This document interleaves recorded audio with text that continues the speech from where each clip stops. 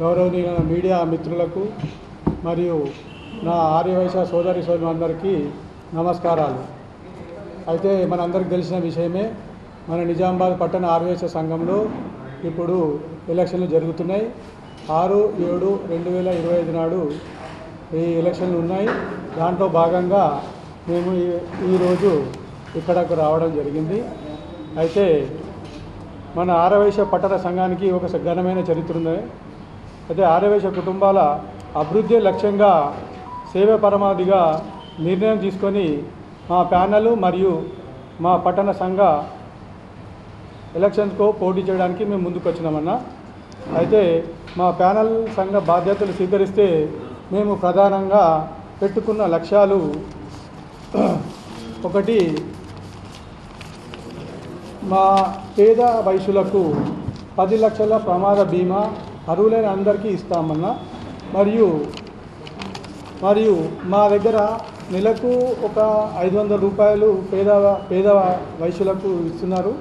దాంట్లో భాగంగా 300 రూపాయలు సంఘం నుంచి, 200 రూపాయలు ధన్పాల్ లక్ష్మీబాయి చారిటబుల్ ట్రస్ట్ ద్వారా 50 మందికి ఇస్తున్నారని ఇప్పుడు ప్రజెంట్ పొజిషన్లో.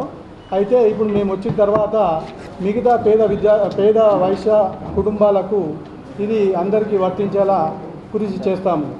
మరియు దీంట్లో ప్రతి సంవత్సరము 50 మందికి అర్హులైన పేద వైశ్య విద్యార్థులకు చదువులకై ఆర్థిక సహాయం కూడా చేస్తాము.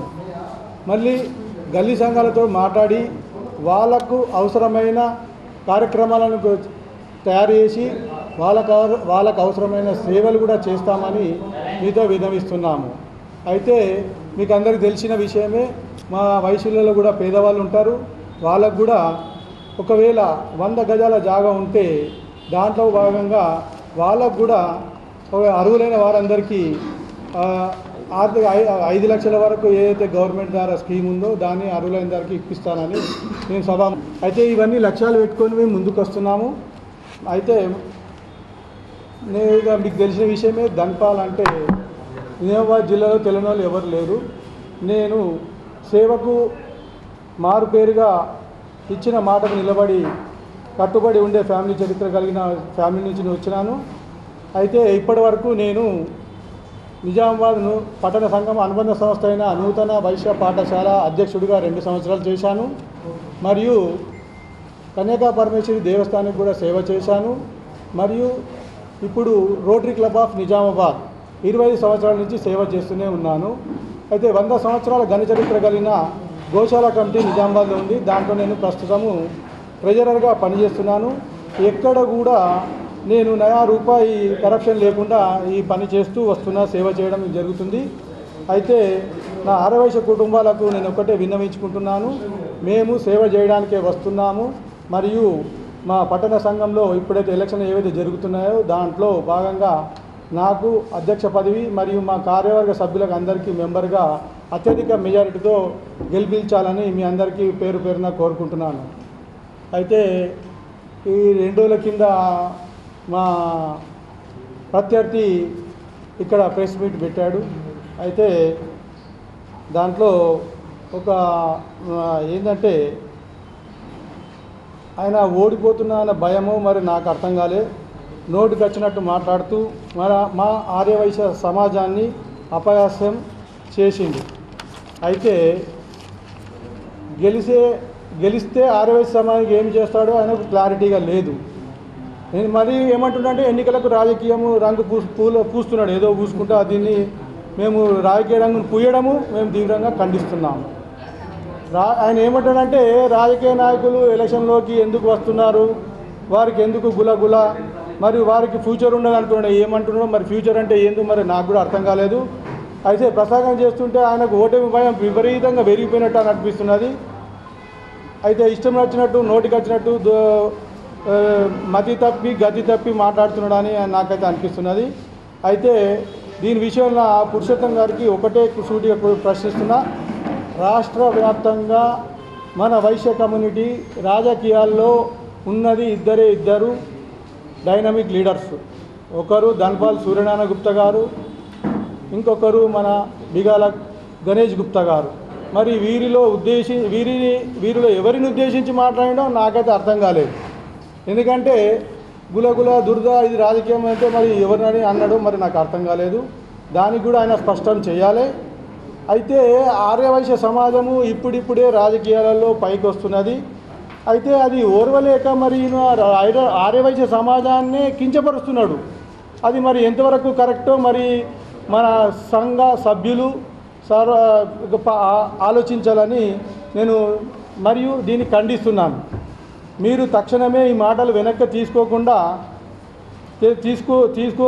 తీసుకోవడమే కాకుండా క్షమాపణ చెప్పాలని నేను డిమాండ్ చేస్తున్నాను. అయితే ఇప్పుడు ఇవన్నీ అన్న తర్వాత కూడా ఆయన క్షమాపణ తీసుకోకుంటే ఇక నెక్స్ట్ మా ఆర్యవైశ్య సంఘంలో ఎలక్షన్లు ఉన్నాయి. దాంట్లో భాగంగా మరి మా సంఘ సభ్యులు వాళ్లకు గుణపాఠం చెప్పాలని నేను విన్నవించుకుంటున్నా అన్న.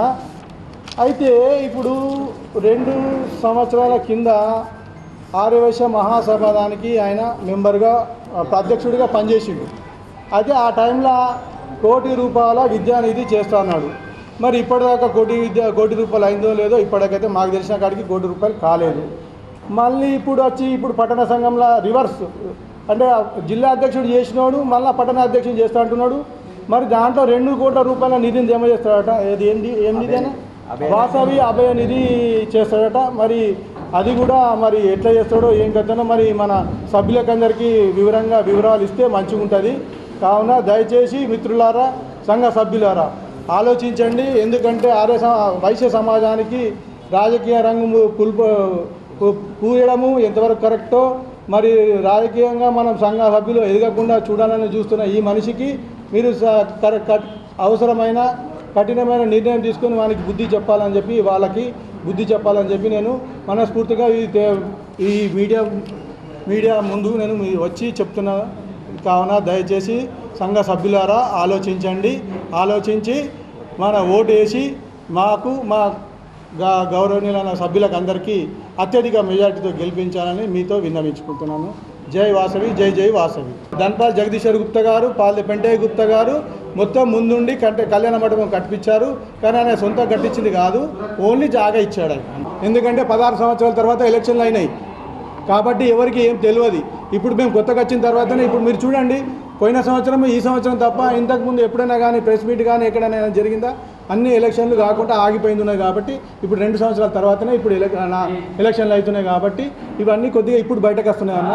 కాబట్టి మేము కంపల్సరీ ప్రతిదీ చేసే మాటలే చెప్పినాము, రాసినాము, అవి చేసి చూపిస్తాం. ఇవి కాకుండా కూడా వేరే చేయడానికి అన్ని గల్లీ సంఘాలనే ఉండిపోతున్నారు. కావున పట్టణ సంఘం ఎలక్షన్లు అవుతున్నాయని చెప్పి వాళ్ళకి తెలవడానికి వాళ్ళకి ఇంటింటికి చేసి చెప్తున్నామన్నా. అంతే తప్ప వేరే దీంట్లో దురుద్దేశం ఏం లేదు అన్న. లేదు, నిరుపేదలకే మాత్రం ఇస్తామన్నా. అలాగే కావాలి కదా ఫస్ట్ అయితే, నిరుపేదలకే కావాలి కదన్నా ఫస్ట్ అయితే. అవసరం లేదు, పెద్దలకు అవసరం లేదు కదన్నా. నుంచి ఇచ్చే ఫలాలు అందరికీ ముట్టాలంటే సంఘంలో సభ్యులు కావాలా.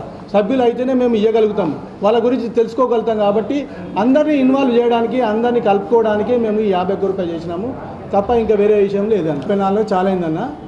అయితే ఇప్పటి వరకు మా ఫ్యామిలీ వాళ్ళు ఎవరైనా అధ్యక్షుడిగా వచ్చి కూర్చున్నారా? ఒక 1980లో ఎప్పుడో ఒక్కసారి ఒక అధ్యక్షుడు వచ్చాడు, ధన్పాల్ కిషన్ గుప్తా గారు. తర్వాత ఇప్పటి వరకు ఒక్కరు కూడా పోటీకి కూడా రాలేదు. ఓన్లీ మేము సేవ చేయడానికి, మేము చందాలు ఇవ్వడానికే ఉన్నాం తప్ప ఇప్పటివరకు ఫస్ట్ టైము నేను 79-80లో మాణిక్ భవన్లో నేను చదువుకున్న విద్యార్థిని. అయితే నాకు మనసులో ఏమైందంటే 16 సంవత్సరాల తర్వాత ఎలక్షన్ అయినాయి కాబట్టి ఒక్కసారి నేను ట్రై చేసి మన మాణిక్ భవన్ స్కూల్కి సేవ చేయాలనే ఉద్దేశంతో ఫస్ట్ టైం నేను మొన్న అధ్యక్షుడిగా పోటీ చేశాను. నాకు అత్యధిక మెజార్టీతో గెలిపించారు. అదే ఉద్దేశంతో మళ్ళీ ఈ సంవత్సరం ఒక్కసారి ఛాన్స్ కావాలని చెప్పేసి మేము కోరుకున్నాం తప్ప వేరే ఏ దురుద్దేశము మాకు లేదు.